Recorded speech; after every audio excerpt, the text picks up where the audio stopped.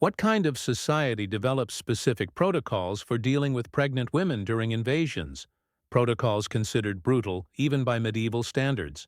Which so-called heroic explorers created such systematic methods for handling captured expectant mothers that chroniclers of the time documented them as abominations defying all Christian mercy? What kind of warrior culture assigned different fates to pregnant women based solely on cold economic calculations of the future value of mothers and unborn children? Imagine if your understanding of the Vikings came from the History Channel series Vikings, epic films, and portrayals that show Nordic warriors respecting women and protecting innocent families during conflict. Imagine if your perception of Viking raids was shaped by romanticized narratives, where even in warfare, there were basic moral boundaries about who could be harmed. Now imagine discovering that the documented reality of how Vikings specifically treated pregnant women during their invasions reveals practices so deliberately inhumane that modern historians still hesitate to speak of them openly. The horrifying truth about what the Vikings did to pregnant women will shatter any romanticization you may hold about these so-called honorable warriors. And what I am about to reveal is not speculation. It is documented in chronicles of sacked monasteries, survivor testimonies, and Viking economic records that treated pregnant women as a distinct commercial category. We are speaking of the Viking Age, spanning the 8th to the 11th centuries, when pregnant women captured during raids were not given any special protection due to their vulnerable state. On the contrary, they were labeled as double investments, 2 slaves for the price of capturing 1, and subjected to specific treatments purely based on economic calculations of future value. When you think of medieval warfare, you likely assume that even brutal societies recognized some basic protections for pregnant women. But the documented reality of Viking practices was an economic system that saw pregnancy not as a reason for mercy, but as a commercial opportunity. Vikings did not act with impulsive cruelty toward pregnant women. They followed specific economic protocols that determined their fate based on gestational stage, the perceived health of the mother, and estimated viability of both mother and unborn child as future slaves. And the methods they developed to evaluate and process pregnant women reveal a mindset that reduced vulnerable human beings to mathematical equations of profit potential. But that was just the beginning. What you are about to learn about how Vikings categorized pregnant women by commercial value, about the specific destinies assigned to different pregnancy stages, and about how these practices were recorded in commercial ledgers, will show you that for Vikings, pregnant women were not seen as vulnerable humans deserving protection. They were merchandise, classified by their potential for dual returns. The Viking system for handling pregnant women was documented in specific commercial codes preserved in runes and Icelandic sagas. The Landnámabók, the Book of Settlements of Iceland, contains references to kvenmagn tvifalt, double female value, a distinct commercial category for pregnant captives evaluated as 2 potential slaves for the price of 1. Viking society operated through a slave-based economy where approximately 1/4 of the population consisted of thralls, slaves taken during raids. Pregnant women represented an especially valuable investment because they offered both immediate return, the labor of the mother, and future gain, a slave child born in captivity, creating strong economic incentives for their capture and preservation. In documented raids such as the infamous attack on the Lindisfarne Monastery in 793 AD, Anglo-Saxon chroniclers noted that Vikings separated pregnant women from other captives, not out of compassion, but to apply protocols based on gestational stage. Those in early pregnancy were treated as long-term investments, while those near labor were given preservation care to ensure a successful birth. The Gragas, the Icelandic legal code from the 12th century based on older Viking traditions, established specific price brackets for pregnant women by trimester. First trimester slaves were worth 120% of a regular female slave's price, second trimester 140%, and third trimester 160%. This pricing structure reduced human pregnancy to a mathematical equation of return on investment. But again, this was just the beginning. Ibn Rusta, a 10th-century Arab traveler who observed Viking practices, documented specific measures applied to pregnant captives. They were kept in separate preservation tents, received controlled diets to ensure fetal health, and were regularly examined by specialist women who determined the commercial viability of the pregnancy. The Viking concept of barn einn, child ownership, declared that any child born to a pregnant slave automatically belonged to the captor, creating legal incentives to preserve pregnancies until delivery. This wasn't humanitarian protection, it was safeguarding a future commercial asset.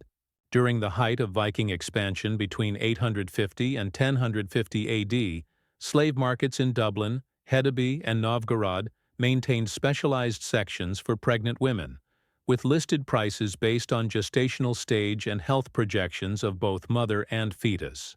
These were markets dealing not just in human beings, but in future human potential. Basic medical care provided to pregnant captives was not born from compassion, but from economic necessity. Vikings developed specific obstetric knowledge, not to ease suffering, but to maximize survival rates of mothers and infants as marketable assets. Sagas preserve records of healing women who specialized in keeping pregnant captives healthy during the long voyages back from raids. They used herbal remedies and basic care to ensure that goods arrived in a commercially viable condition at slave markets.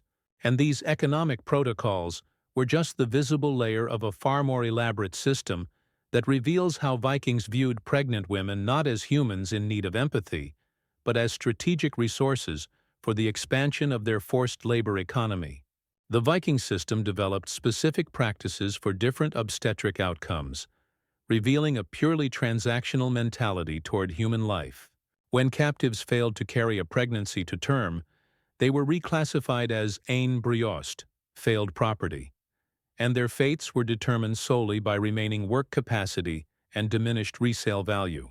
Chronicles from the monastery of Iona document how Vikings conducted profund leafs, life tests, on captured pregnant women, procedures designed to assess whether mother and fetus were commercially viable. Those who failed were subjected to utdrater barns, forced extraction, using methods prioritizing the preservation of any remaining market value over the well-being of the women involved. During the months-long return voyages from raids, pregnant women were kept in skutar vardvaislu, preservation compartments, cramped spaces on Viking ships, where they were restrained to prevent miscarriages that could devalue the investment. Ibn Fadlan noted these compartments in 922 AD, describing conditions that prioritized fetal survival over human dignity or comfort. The concept of tvain skipti, division of dual property, governed cases in which the mother or baby did not survive. Vikings developed specific protocols to maximize remaining value. If the mother died and the baby survived, the infant was fed with mjölkthrela, slave milk, until marketable age. If the baby died and the mother lived, she was reclassified as a common slave with reduced value. And this was not the worst of it. The most extreme practices were reserved for cases when pregnant captives resisted the system or tried to shield their unborn children from slavery. Vikings developed laikam skadi, bodily harm, techniques to break maternal resistance without compromising future reproductive capacity, methods ensuring complete submission while maintaining long-term economic value. Sagas reference moderfræði, maternal science, techniques. Vikings learned to accelerate or delay labor depending on commercial needs. When slave markets paid more for newborns, births were induced early. When demand favored pregnant women, labor was delayed to retain the more valuable category. The system included barnaskipti, infant separation, in which newborns were taken from mothers immediately to prevent emotional bonds that might interfere with trade. Babies were fed by mjölkukonur, milk women, enslaved wet nurses who nourished multiple children at once like human dairy livestock. Records from Hedeby reveal that Vikings maintained ungbarnaskalar, baby kennels, facilities where infants were sorted by projected commercial potential, Prime babies were preserved for elite slave sales, while others were designated for hard labor or discarded during market downturns.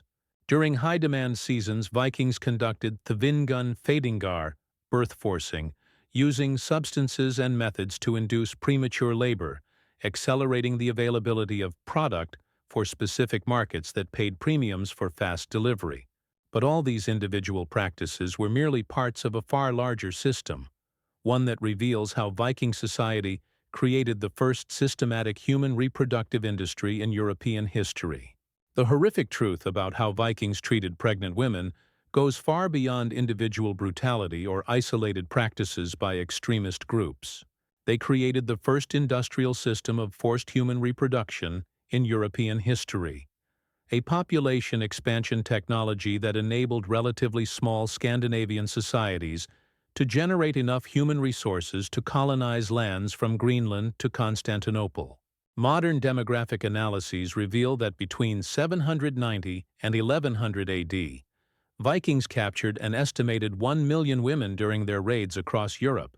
Of these, records indicate that around 200,000 were pregnant at the time of capture.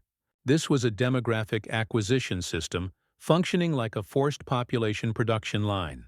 The most diabolical aspect of the system was how it turned reproduction into a weapon of civilizational expansion.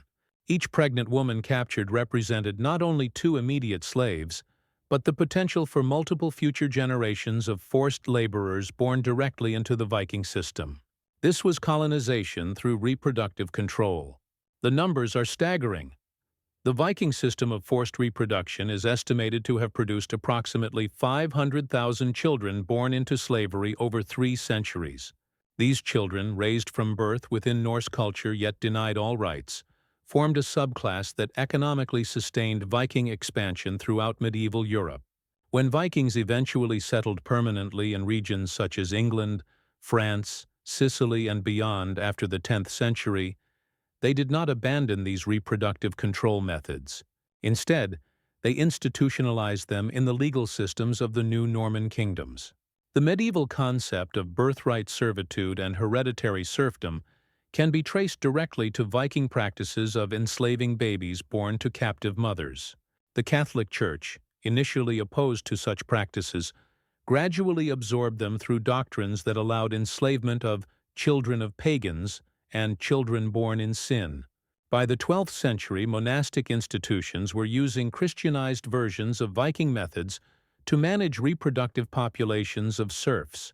The plantation slave systems in the Americas between the 16th and 19th centuries applied techniques originally developed by Vikings to control the reproduction of enslaved populations. Practices such as separating mothers and babies, systematically breeding enslaved women, and using them as reproducers followed protocols established in medieval Scandinavia. The true innovation of the Vikings was discovering that controlling reproduction was more effective than military conquest for long-term civilizational expansion. They proved that small populations could dominate vast territories by controlling births and the upbringing of future generations. The horrifying truth about pregnant women under Viking control is that these practices created the most successful historical model of demographic expansion through forced reproduction. A system so effective that it shaped European social structures for 1,000 years and still echoes in how modern societies deal with issues of migration, assimilation, and population control. Vikings were not just brutal warriors who attacked vulnerable women. They were demographic engineers who discovered how to turn human reproduction into a technology of civilizational domination. And it worked exactly as they planned.